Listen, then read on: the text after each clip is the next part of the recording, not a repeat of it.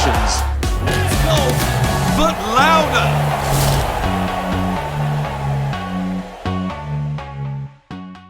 La Live Room, 3e épisode, le magazine 100% livre sur le plus disruptif des circuits. Aujourd'hui, on est avec Arnaud Thious et Guillaume Biojo. Comment ça va ? Ça va super bien. Et c'est le 3e épisode et ça démarre tout de suite avec le replay du dernier tournoi.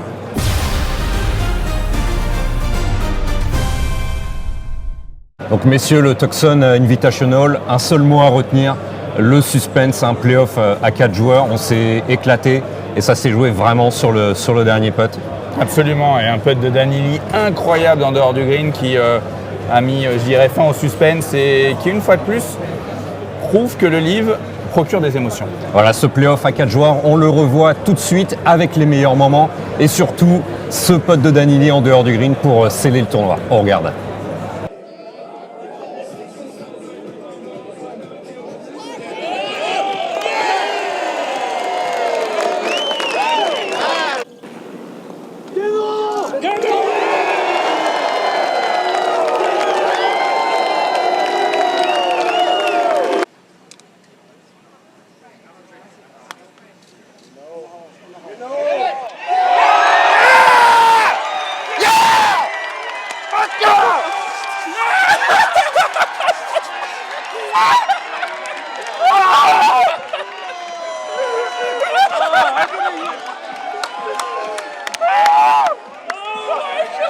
Alors messieurs, petit débat express, est-ce que c'est un Texas Wedge rentrer un putt comme ça en dehors du green ou est-ce que le Texas Wedge c'est le petit coup de sandwich topé en dehors du green volontaire ? Pour moi, c'est évident que c'est le Texas Wedge, c'est avec le sandwich, taper au milieu de la balle au niveau de l'équateur, qui va permettre d'assurer le contact, de faire sautiller légèrement la balle au début.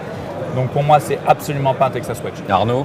Moi, c'est ce que je croyais aussi, mais on a eu le débat, je ne sais plus si on en avait parlé dans un podcast où quelqu'un était venu nous dire autre chose et on a vérifié, effectivement, apparemment, le Texas Wedge, ce serait plutôt le putter en dehors, mais alors, je ne sais pas, pourtant, Guillaume a quand même une culture golf supérieure à la nôtre et en plus très américaine, donc la culture, elle est quand même américaine ou anglo-saxonne, venue des îles britanniques. Donc, dites ça parce qu'il garde sa casquette sur le plateau ? Non, je dis ça parce qu'il connaît quand même très bien le golf et notamment le golf aux États-Unis. Donc, l'enquête continue. On va dire que c'est un Arizona Wedge. Non, mais pour moi, Wedge, il n'y a pas le putter.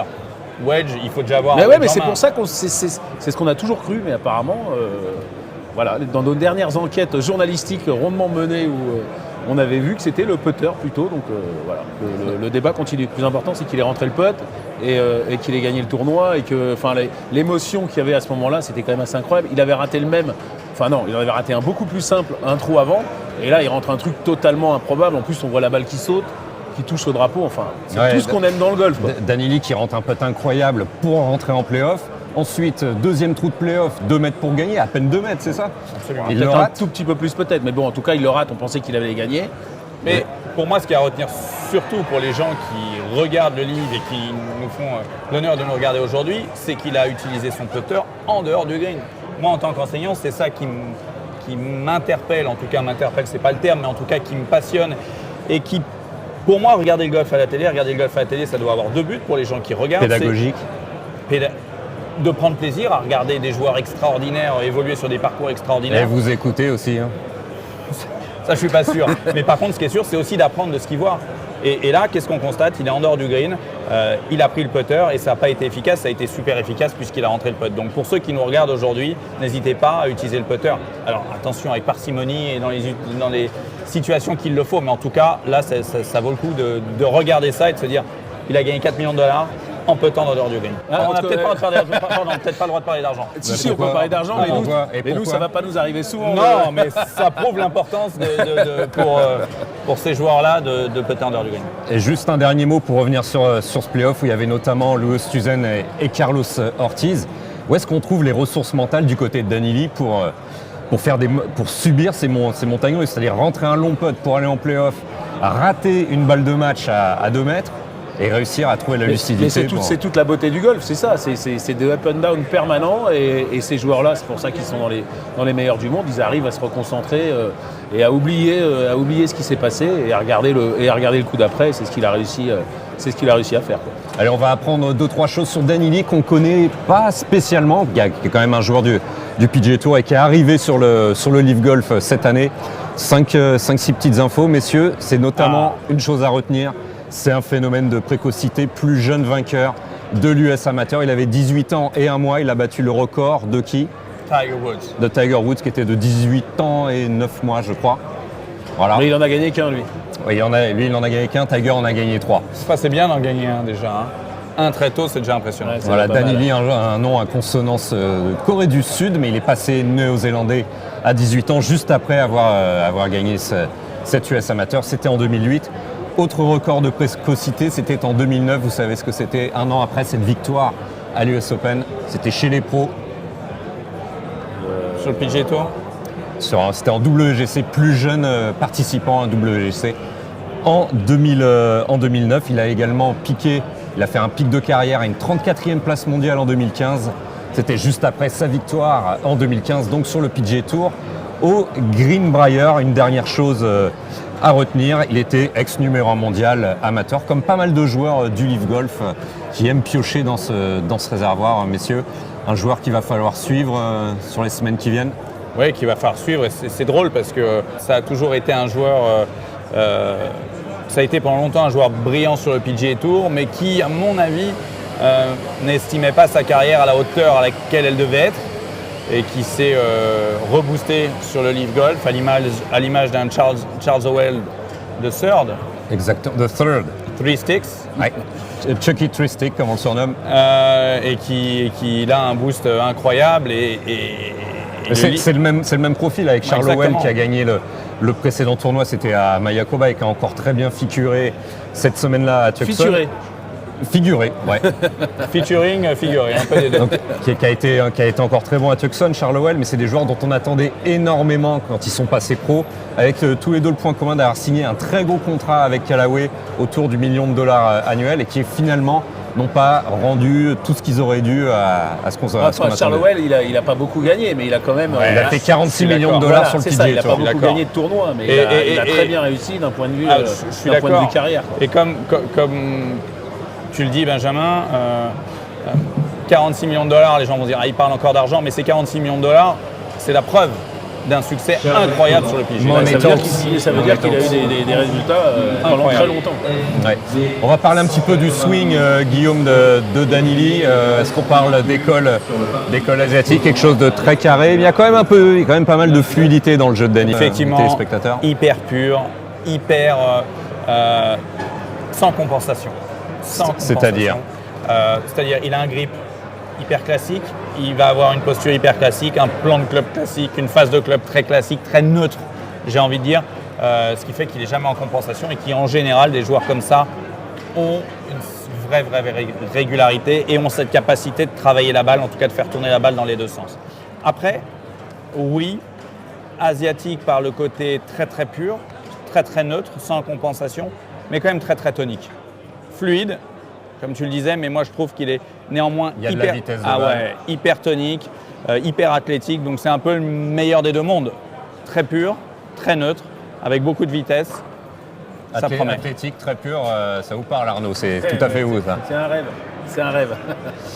Danny Lee qui a d'ailleurs déclaré qu'il a un petit souci, c'est qu'il a trop pensé technique, il a trop pensé pureté. Là, on est un peu dans le cliché du joueur asiatique qui veut vraiment faire beau, faire propre et mettre beaucoup d'heures de travail. C'est aussi le défaut qu'on prête aux Français. Aux Français aussi également. C'est le défaut de beaucoup de joueurs. J'ai trop pensé à son swing. Il est revenu à un coach avec des choses beaucoup plus simples et surtout moins de pensée technique. Guillaume, c'est aussi ce que vous recommandez aux amateurs. Ouais, bien sûr, complètement. De bien jouer au golf, c'est un mix entre bien évidemment une bonne mécanique, une mécanique qui correspond à nos capacités physiques à tous et bien évidemment des habiletés. Le golf, c'est un jeu où il faut s'adapter à tous les coups. On entend souvent cette phrase, on n'a jamais deux fois le même coup.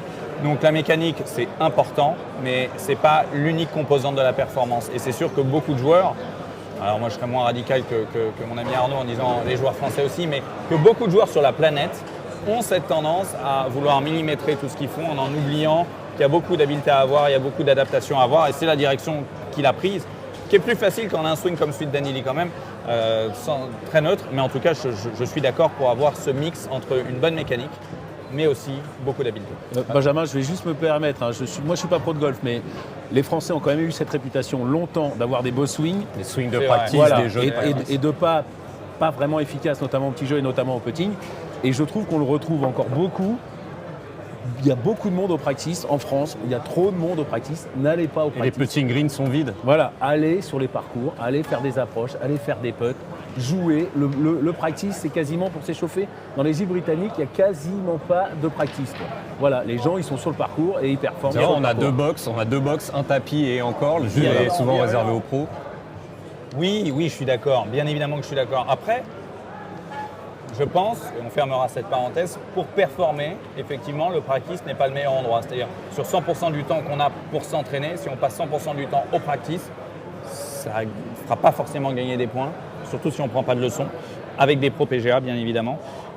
Mais, dernière chose pour finir là-dessus, il y a des gens qui aiment le practice. Oui, mais il y a des gens qui aiment le practice, mais pour performer, c'est pas là qu'ils suis vont d'accord. le faire. Pour moi, le practice, c'est avec un pro en leçon. d'accord. Quoi. Voilà. Quasiment, mais- ou pour s'échauffer. Bon, allez, on ferme la parenthèse practice, mais qui est très utile et gardez-le bien en tête. Écoutez Guillaume Biojo, pro PGA du côté du Vaudreuil et coach de joueurs professionnels comme Pierre Pinot. Pierre Pinault, entre autres. Un mot sur l'épreuve par équipe qui a été remportée par qui, messieurs? Vous avez une seconde? L'équipe de Garcia. Ah, exactement, les Fireballs de Fireballs. Garcia Hanser et d'un très bon Carlos Ortiz, qui est le joueur qui monte sur le Live Golf. On en reparlera rapidement plus tard. Qui est sorti au premier trou de play-off, le pauvre. Et Le le seul pauvre, à pas avoir. Ils étaient 4, hein, c'était quand même. ouais, avec Suspense lui, jusqu'au bout. Stuzen. C'était beau.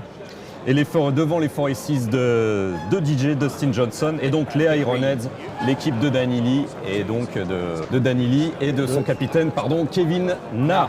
Classement général en individuel, vous le voyez à l'écran. Charlowell de third est en tête, normal, il a gagné l'étape de Mayakoba, il termine 5e à Tucson.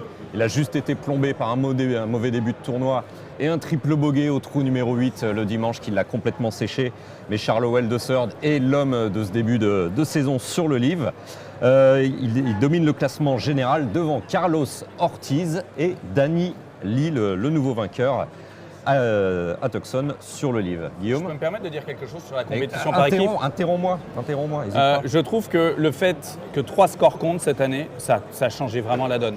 L'année dernière, sur les 2 premiers tours, vendredi, samedi, on savait qu'il n'y avait que 2 scores par équipe sur 4 qui comptaient. C'était un peu mou. Là, 3 scores à chaque fois. Il y a des up and down qui vont super vite. Ça change, des scores qui sont en très un trou, bas. il peut y avoir 4-5 Ah, coups qui s'échangent. C'est et- vraiment, la dynamique est beaucoup plus agréable. En tout cas, je trouve que le classement par équipe et le tournoi par équipe a pris une autre ampleur depuis qu'il y a Ouais, trois le Live scores peut par vraiment devenir comme une course de NASCAR. Tout peut basculer quand même assez vite, notamment dans l'épreuve par équipe. Et du mouvement, c'est ce qu'on veut, Arnaud, puisqu'il y a quand même un mastodonte en face qui est le PGA Tour. Et c'est très compliqué Non, mais pour le Live d'exister. c'est sûr que l'épreuve par équipe, c'est un gros plus. Donc, effectivement, cette évolution, c'est très très bien. Mais encore une fois, enfin, le play-off se suffit à lui-même.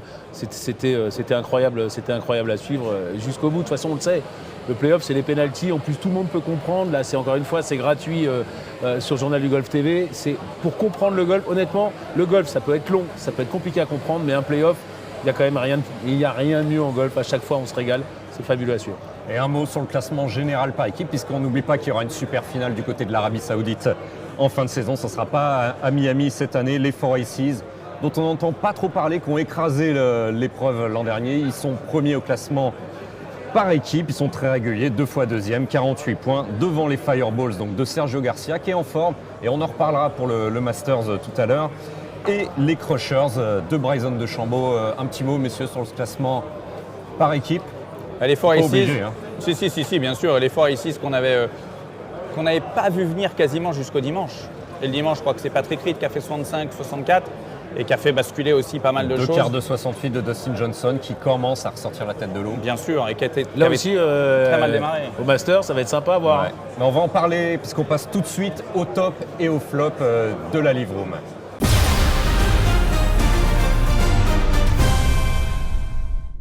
Allez messieurs, on a aimé ou on n'a pas aimé sur le Live Room, sur Tucson et sur le Live Golf en général.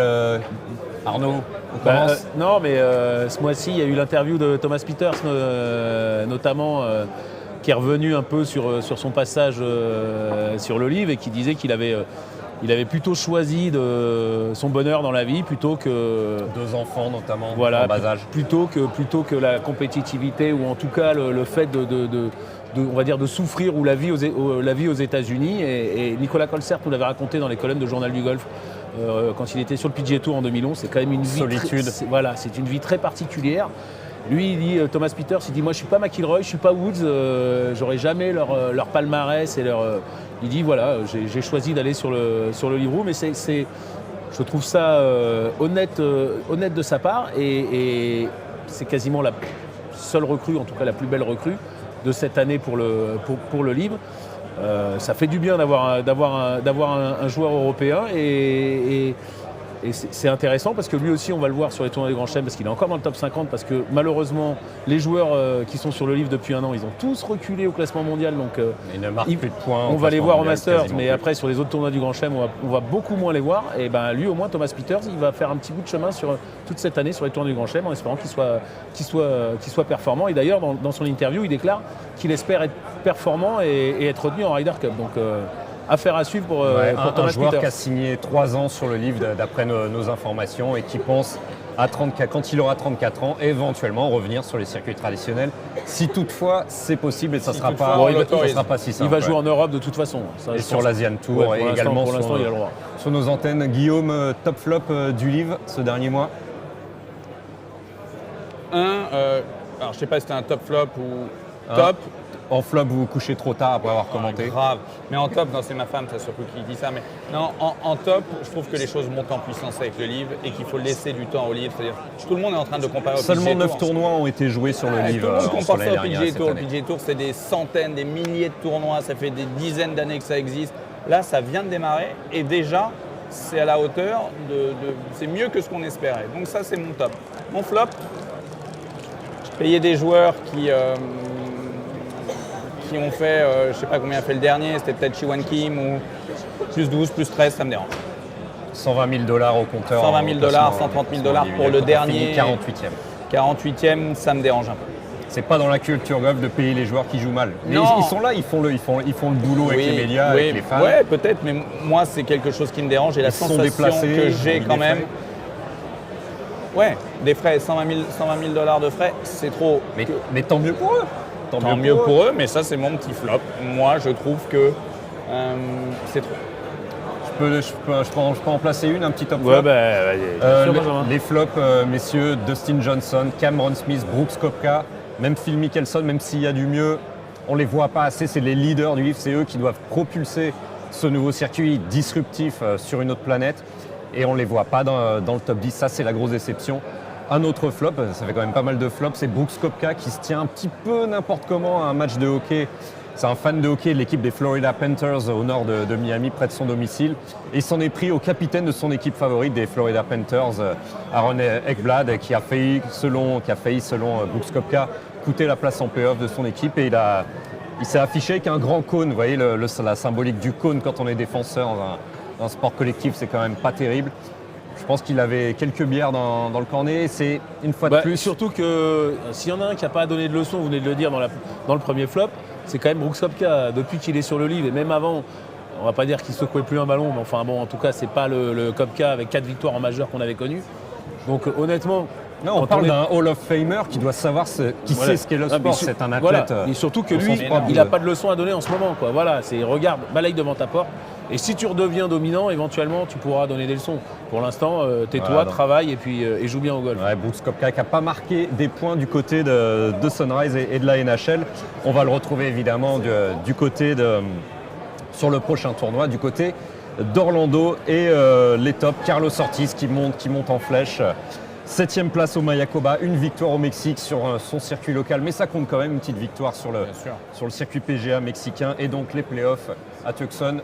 Carlos Ortiz, un petit gabarit, on n'est pas sur du Brooks Koepka, mais un joueur très intéressant à suivre, Guillaume. Hyper intéressant, un joueur qui travaille beaucoup si vous le suivez sur les réseaux sociaux. Il n'y a pas une journée où il ne poste pas un swing, un putt. En tout cas, c'est un très très gros bosseur, avec un swing qui peut être un peu assez atypique. Qui cherche à faire beaucoup de fade, mais qui monte en puissance et qui, à mon avis, va bien se plaire sur ce circuit. Et justement, on est sur la National Golf Week, pas le salon du golf, Arnaud, vous aimez bien me reprendre. Non, mais c'est les deux, c'est les deux. Et on vous a aussi demandé votre avis à vous, les visiteurs et les professionnels présents sur ce salon du golf, la 2e édition. Manon Cambré nous a concocté un petit micro-trottoir dont elle a le secret. On regarde tout ça. Qu'est-ce que vous pensez, vous, du Live Golf? Que c'est plutôt bien pour le golf. Je suis assez content de voir des joueurs dans cette formule de jeu qui est beaucoup plus conviviale et il y a une vraie fête, une vraie convivialité autour du golf. Je pense que c'est une bonne chose pour essayer de renouveler un peu la consommation du mode de golf avec le format qu'il propose. Je pense que c'est une chose fantastique qui est arrivée dans le paysage du golf. Ça a clairement fait bouger les lignes et je pense clairement que le Live Golf doit être et peut être un booster. Moi je trouve ça très sympa. Après, si on fait une étude philosophique des valeurs, de pourquoi ceci, il y a 15 000 réponses, mais moi je trouve ça génial, je trouve que c'est une évolution incontournable et pourquoi pas quoi. Après, le problème, selon moi, c'est le fait que ça concurrence les autres circuits qui sont installés là depuis toujours. Il y a beaucoup de politiques qui veulent nous dire que c'est effectivement pas ce qu'il faut. Mais moi je suis très content via le journal du golf de pouvoir suivre le livre. Pour le golf mondial, qu'est-ce que ça va apporter? Je pense que ça peut apporter de nouveaux joueurs. En plus, ça se joue dans des endroits, des pays et des golfs où le PGA Tour n'était pas forcément. Et après, à voir, je pense que ça a quand même une belle perspective d'avenir. On voit qu'il y a beaucoup de moyens, à voir si ça peut tenir sur la durée. Alors, je ne sais pas ce que ça va faire, mais en tout cas, ça fait du bruit en ce moment. Et le simple fait que ça fasse du bruit, on voit que le PGA Tour met en place des tournois sur le mode du Live avec 72 joueurs, pas de cut, etc. pour essayer de garder les joueurs.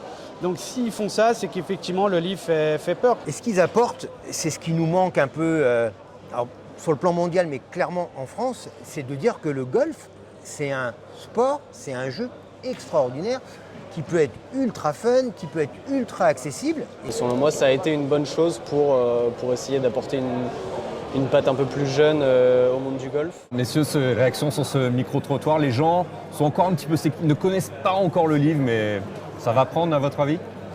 De toute façon, déjà, ça va prendre en France parce que peut-être qu'on insiste un peu là-dessus, mais c'est gratuit et les premiers retours qu'on a, les gens sont quand même contents d'avoir du golf gratuit à la télé. C'était pas le cas jusque-là. Et il y a des gens qui n'ont pas les moyens de se payer l'abonnement à Golf Plus ou qui n'ont pas envie. Là, c'est du golf qu'on leur offre. On leur offre quand même les meilleurs joueurs du monde, même s'ils ne sont plus dans les meilleurs du monde au classement. Ils ont été les meilleurs joueurs du monde. Il y a plusieurs titres en Grand Chelem. Il y en a plein qui vont jouer le Masters. Donc, et c'est sympa. Encore une fois, le play-off qu'on a vécu la dernière fois, Live, pas Live, c'est toujours fabuleux de voir un play-off. Donc moi, je pense que ça va prendre. Guillaume, brièvement. Bien sûr que ça va prendre. Il faut laisser le temps. C'est ce que je disais tout à l'heure. Il y a eu 9 tournois. Comme tu l'as dit, laissons le temps aux choses. C'est gratuit, c'est sympa. C'est un autre produit en parallèle du PGA Tour. Ça va forcément être top. Allez, encore? Attention, il y a quand même aussi, en plus du livre, même si c'est la Live Room, Journal du Golf TV, qui est quand même aussi absolument génial. Avec de la technique, du matériel, du tourisme et plein Et d'autres l'Asian choses, Tour. Et l'Asian Tour qu'on n'oublie pas souvent tôt le week-end, le jeudi. Et Voir le la vendredi. nuit. Oui, parce que c'est sur 4 tours, l'Asian Tour, à la différence du livre, qui reste pour l'instant sur 3 tours. On rappelle, un livre, ça veut dire 54 en chiffre romain. J'ai pas fait pour ceux latin qui ne savaient pas. l'école. Allez, on enchaîne avec les Live News.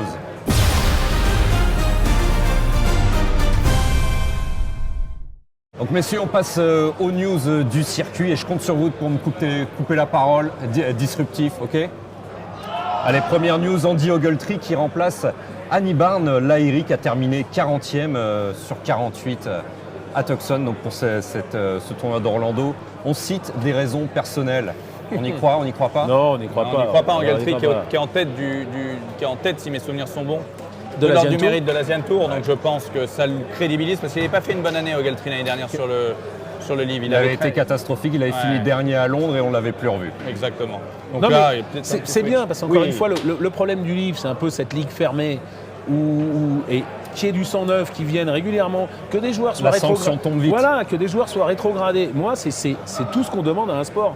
La ligue fermée, c'est toujours un problème. Donc, tant mieux pour Ogletree et tant mieux pour Lahiri. Et il va bosser, il va revenir et il va reprendre sa place et pourquoi pas à nouveau performer. Ouais, on dit Ogletree, 3 top 10 et une victoire sur l'Asian Tour 2023. On rappelle qu'il y a, si je ne me trompe pas Arnaud, 4 places pour monter sur le livre grâce à l'Asian Tour, c'est ça? Oui, c'est ça en fin de saison. Donc il y a quand même un semblant d'équité sportive. Tout n'est pas voué au CV ronflant des joueurs. On passe aussi avec de la logique. Il me semblait que c'était une la place logique aussi, sportive. C'est une place.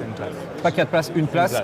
Les 4 places, c'était le tournoi à Hong Kong où les 4 meilleurs jouaient le British Open. C'est l'ordre du mérite, le vainqueur de l'ordre du mérite qui pourra jouer Et justement, il y a du nouveau au niveau qualification, puisqu'il y aurait, selon des informations de Sport Illustrated, qui est toujours bien informé, Arnaud, un magazine que vous aimez aux États-Unis, des Monday Qualifiers, c'est-à-dire que des joueurs vont pouvoir jouer une épreuve sur le site du tournoi ou même juste à côté pour se qualifier, éventuellement 4 places, comme c'est souvent le cas sur le PGA Tour. Une bonne nouvelle, messieurs, pour la voilà, crédibilité c'est du livre. exactement ce qu'on vient de dire. Il faut du 109.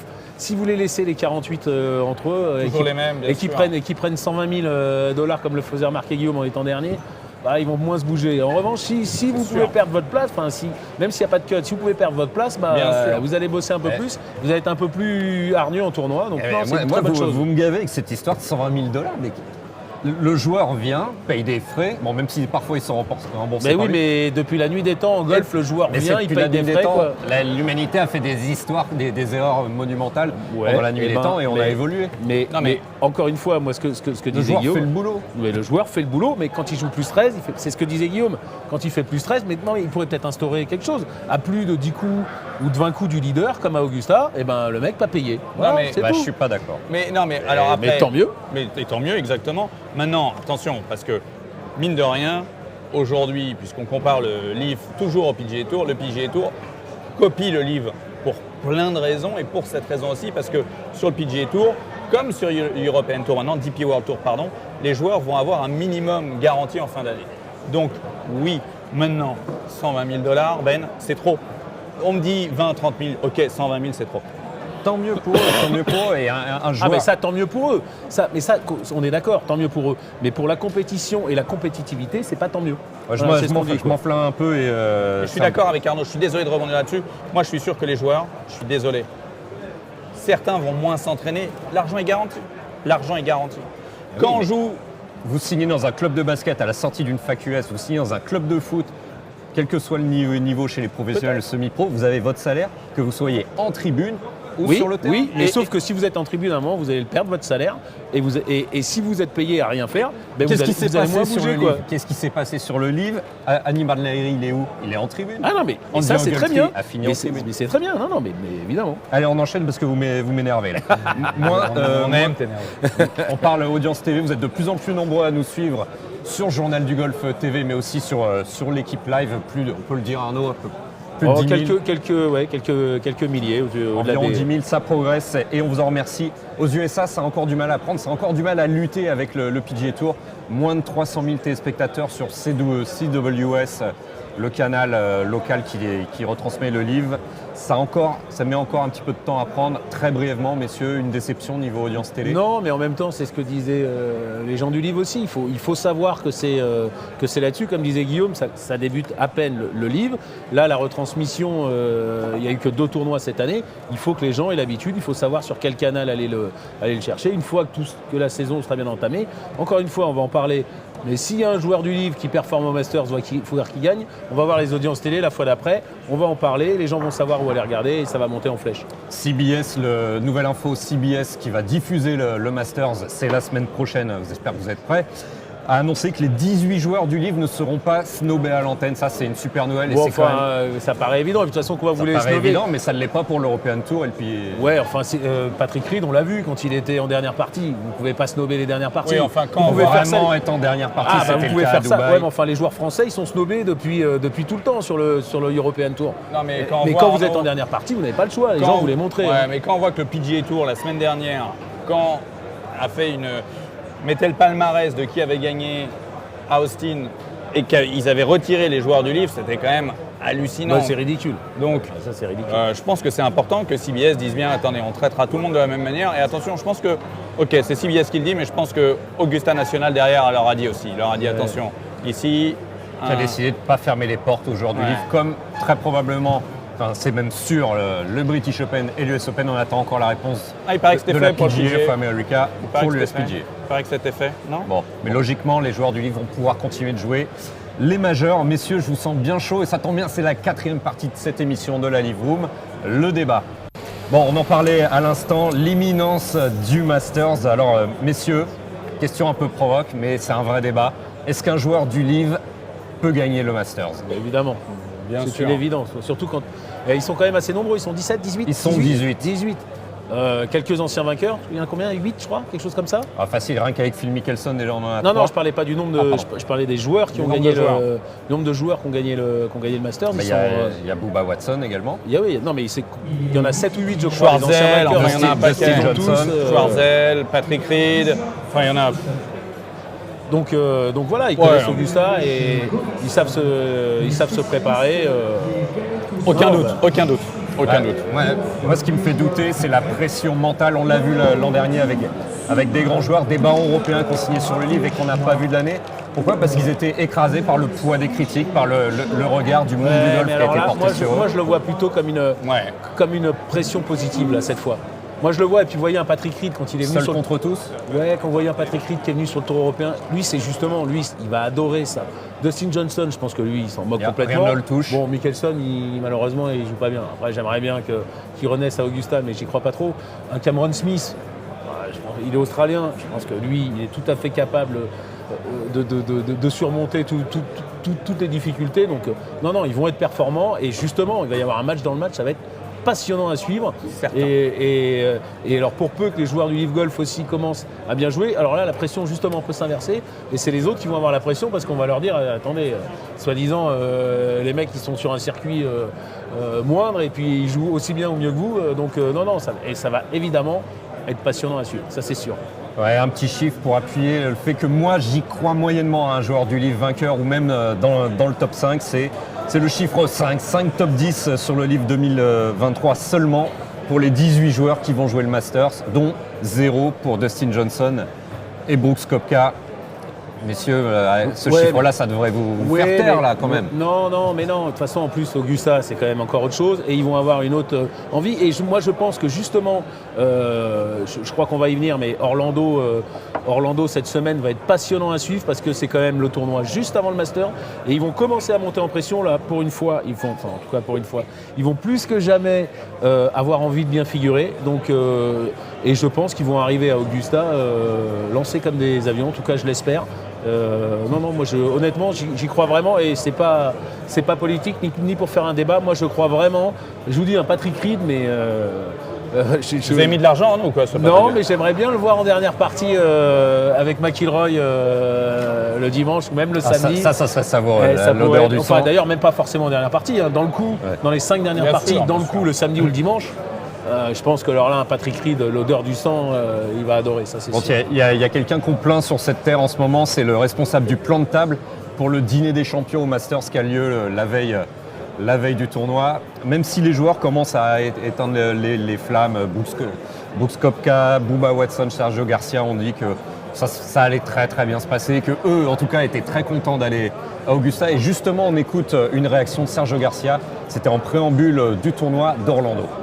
I don't know. You have to ask whoever is going to feel awkward. I'm going to feel fine.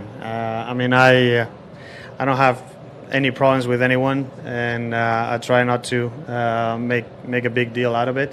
So I'm going to be there because I earned it, because I deserve it, and I'm going to enjoy it. And I hope the rest of the guys do the same. Donc messieurs, Sergio Garcia qui dit « J'ai mérité d'être à Augusta, j'ai mérité de jouer le Master, donc pourquoi je ne le jouerai pas évidemment. Et je n'ai aucun problème avec mes Non, mais collègues. surtout que c'est quand même quasiment c'est la première tradition de ce Masters.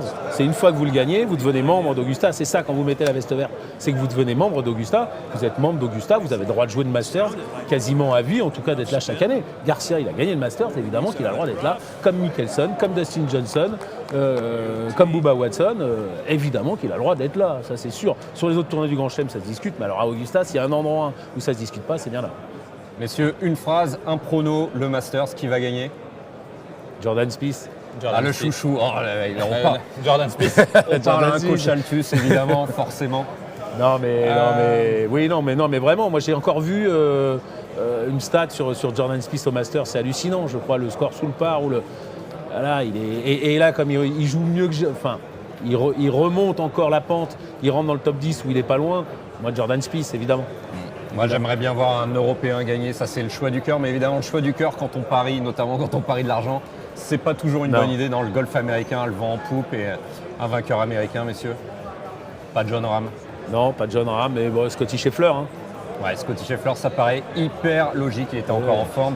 Du côté des mondes de match-play, je mets une pièce sur John Ram, mais ça, c'est trop le choix du cœur. John Ram, Rory, je pense que ça passera pas. Ouais, mais ça passera pas. Ils seront pas loin quand même. Ouais, ils seront pas loin quand même. Hein, je pense. Enfin, en tout cas, il y en aura bien un des deux au moins dans le coup le dimanche. Okay. Allez, on avait dit une phrase. On passe tout de suite à l'Orlando Invitational, le 3e tournoi du Live 2023.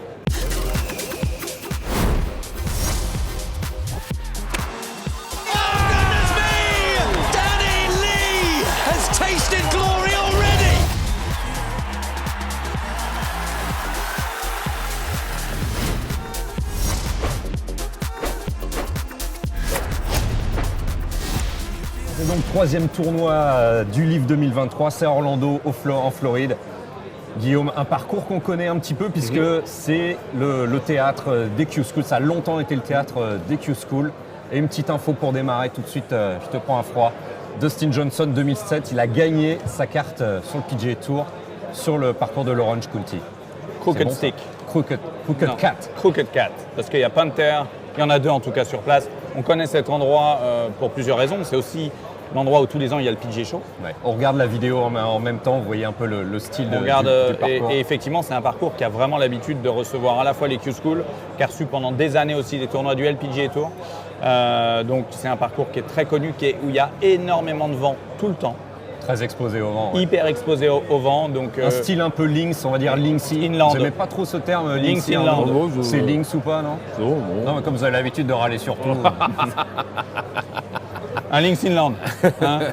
On va dire, en tout cas, des fairways très larges, ça va changer de Mayakoba et de Tucson qui punissaient immédiatement les balles perdues. Oui, mais qui était large à Tucson quand même. Oui, mais vous étiez punis immédiatement. Oui, c'était de la rocaille ou de la mangrove, donc c'était des balles perdues. Là, ça va favoriser davantage un style de joueur plus agressif. Bombardier, agressif. Comment on dit? Bunch and gouge, comment on dit les Américains? Vous savez pas? Bomb and gouge. Ouais, bomb and gouge. Bomb and gouge, c'est-à-dire qu'on envoie au driver. Je suis perdu avec votre accent. Le plus. Ah oui, je viens de Normandie, excusez-moi. Comme vous, Guillaume, presque. Donc un parcours beaucoup plus large où ça va beaucoup driver, beaucoup de birdies en perspective. Donc un profil à la Dustin Johnson, à la Brooks Koepka, à la Bryson DeChambeau, des bombardiers. Brooks Koepka, Bryson DeChambeau, ils sont pas en forme. Non.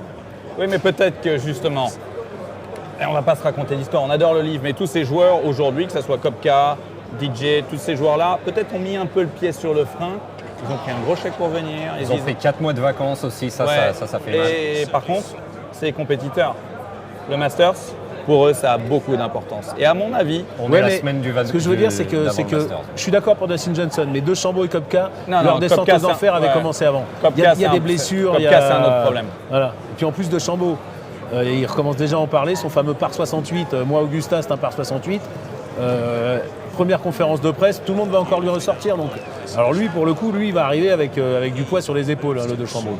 Et ni l'un ni l'autre, enfin j'y crois malheureusement pas cette semaine à Orlando, et j'y crois encore moins la semaine prochaine à Augusta. Moi, je pense que Koepka, les gens vont peut-être m'envoyer des cailloux. Je pense que Koepka a joué bien mieux que son niveau pendant des années. Ouais, tout à fait. Il a surperformé. Ça veut dire quoi? Jouer bien mieux que son niveau majeur, c'était son seul objectif et il l'a accompli. Guillaume, ça veut dire quoi? Surperformer, il est plus que Hall of Fame. Il jouait bien mieux que son niveau, non mais. Non, ça veut dire, ça veut dire que pendant quelques années. C'est bien une phrase de français, ça. Ça veut dire que pendant quelques années, il a joué à un niveau. Alors, vous allez me dire, on ne peut pas jouer mieux que son niveau. Si, par rapport à sa qualité technique, il a réussi à tirer 100% de ses capacités techniques, il a réussi à se débrouiller pendant quelques années. Christian Sever français? Non, américain plutôt. J'ai juste envie de dire que moi je ne suis pas plus étonné que ça de ses up and down, principalement par rapport à la qualité de son swing. Alors bien évidemment que le joueur est extraordinaire, mais il ne swing pas aussi bien. Il a que été ces numéro sports. 1 mondial, Guillaume, il a gagné 4 tournois du Grand Chelem. mais- Pour moi, il a été blessé et voilà. Et pour Blessé moi, au genou, opéré en pour 2020. moi, il a optimisé à 1000% pendant quelques années. Et il va faire une lettre d'excuse. Excusez-moi, j'ai surperformé. Il peut avoir très bien Ouais, ça joué. s'appelle un Américain. Allez, stop. On passe juste On un n'était mot. plus dans le débat en plus. Si, mais j'aime bien les débats. Un mot, ce sera des greens en Bermuda. Guillaume, est-ce qu'il y a des spécialistes, des joueurs qui puttent mieux sur ces gros brins d'herbe Les Texans. avec une sens de pouce particulière? Les Texans, parce qu'ils ont toujours été habitués à jouer sur des greens qui avaient beaucoup de grains, en l'occurrence du Bermuda, et surtout au chipping aussi.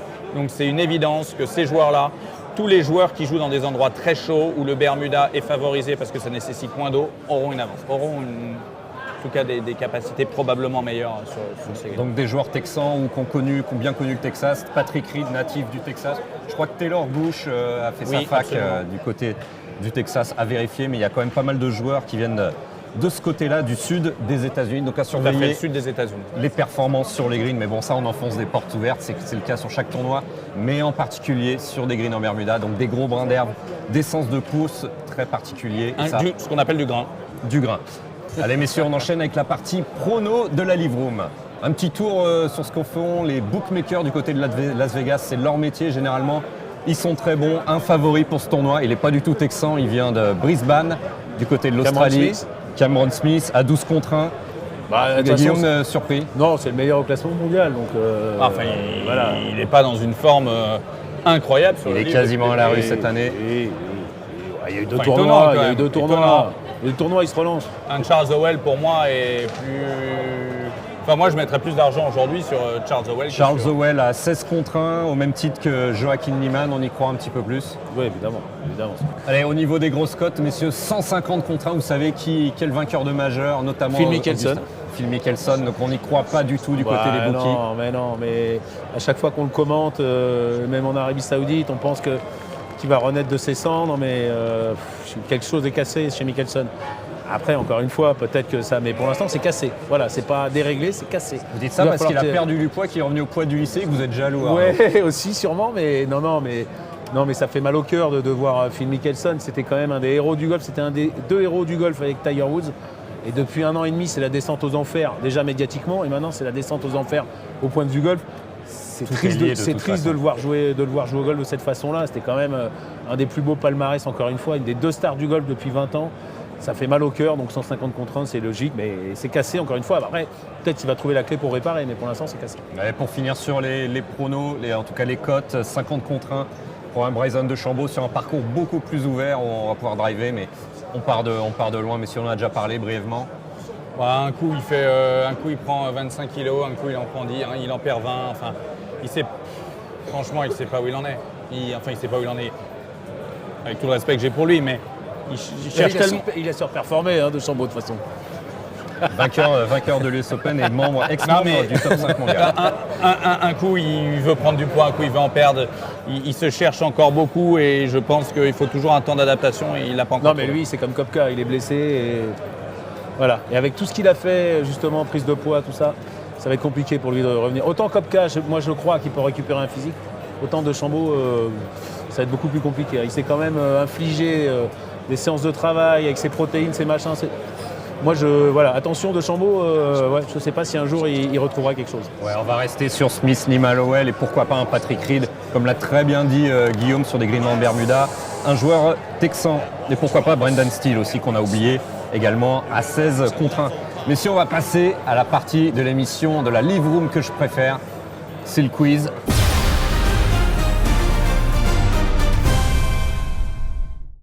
Messieurs, allez, 5-6 questions. Mais non, mais moi je suis nul. Non mais attends, t'es journaliste, moi je suis pas journaliste. Ouais, mais toi t'es pro, toi. Moi, je suis Ouais, pas mais pro, le ouais. pifomètre peut marcher sur certaines questions, ça peut peut-être pifomètre, vous je suis bon, sauver ouais. Arnaud. Bon, il a plus gros nez que moi quand même. Allez, c'est parti pour la rafale.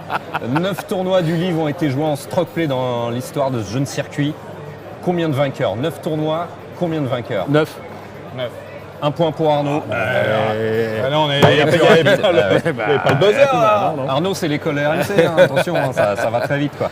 Nombre de victoires de Dustin Johnson, lefty Phil Mickelson, Cameron Smith, Brooks Koepka sur le sol floridien. En le tout, lit. depuis le début de leur carrière. Cumulés sur toute leur carrière sur le sol floridien, puisque ça se joue à Orlando cette semaine. Qui redonne les joueurs, s'il te plaît? Dustin 24, Johnson, 24. Phil Mickelson, on est très loin. Cameron Smith 12. et Brooks Koepka. 12. On est très 5. très loin. On est. Ça se rapproche. 3. 7. 3, un point pour Arnaud. Mais c'est quoi 24, il dit 24, 3, il gagne. Je veux dire, on joue autour de la pièce. c'est- 24, 3. La générosité des gens RMC, du Sud-Ouest Nicolas avec RMC. Arnaud. Phil Mickelson, Abbey Hill, puis au CA Championship, c'était dans les années 2010. Et la troisième, elle est assez récente et c'est dans un très grand tournoi J'espère du que PGA Cameron Tour. ne regarde pas l'émission, sinon. Cameron Smith, associé de Guillaume Biogio chez Altus. La culture américaine. Bon, messieurs, qui a gagné ce troisième tournoi sur le sol floridien? C'était récent. C'était sur l'un des plus grands tournois du PGA Tour. Ouais, Cameron Smith, Cameron le player. Smith aux Players. 2 points, ça vaut ça. Non, pas de points bonus, on est déjà 2. Et je pense que, vu qu'il reste que Volé. 2 questions, Ah, il reste que 2 questions, c'est bon ça. Guillaume, vous êtes dormi. Dormi Qui a dit je savais bien dans quoi je m'engageais et Brooks que Koepka. tout ce que cela impliquait contractuellement. Arnaud, on me laisse finir, merci. Brooks Koepka. Et encore un point qui Évidemment, vous avez préparé le truc ensemble. Et non, je l'ai préparé tout seul. Brooks Koepka au sujet des rumeurs de retour sur le PGA Tour. Guillaume, je suis désolé, vous êtes viré. quoi. Donc Brooks Koepka qui devrait, selon la rumeur de Sport Illustrated, verser le double, voire le quadruple de ce qu'il a touché pour Quitter aller le sur livre. pour Tous, quitter le livre. apparemment. Ouais, Et ça, ça c'est le pourrait cas les pour, retenir pour tous. tous les joueurs. Donc ce qui blague. expliquerait pourquoi ils aient aussi envie de rester, surtout quand on a touché Ils n'ont plus envie de 100 rester, ils millions de sont dollars. obligés de rester. Est-ce qu'on fait le but en or pour Bah la oui, dernière oui, question? but en or, allez, but en or. Bon, alors, but en or, le plus grand practice de golf est aux USA, à l'Orange County. 17 hectares. Vainqueur, Ouais, mais il a vu la Guillaume réponse. Biogio, Il vainqueur a du vu la quiz. réponse. Non, mais il a vu Non, la pour réponse. 2 raisons. Je l'ai vu, mais comme tous les ans, on va au PGA Show là-bas. Tous les ans, ils nous mettent en haut plus grand practice. Le 17 practice hectares. circulaire. Allez messieurs, c'est terminé pour la Live Room. Merci beaucoup, c'était cool. Ouais, Vous c'était m'avez génial. énervé, ouais. mais c'était cool. Ouais, mais on a bien rigolé. À ce point-là, on t'a Puis en énervé. plus, Mais ouais, comme on vous n'est dites, pas j'ai d'accord. 120 000 éclaté $. Guillaume Biogio en plus. Et on se retrouve dès 18h15 sur l'équipe live et Journal du Golf TV pour le direct. Et on sera depuis Orlando. Salut à tous.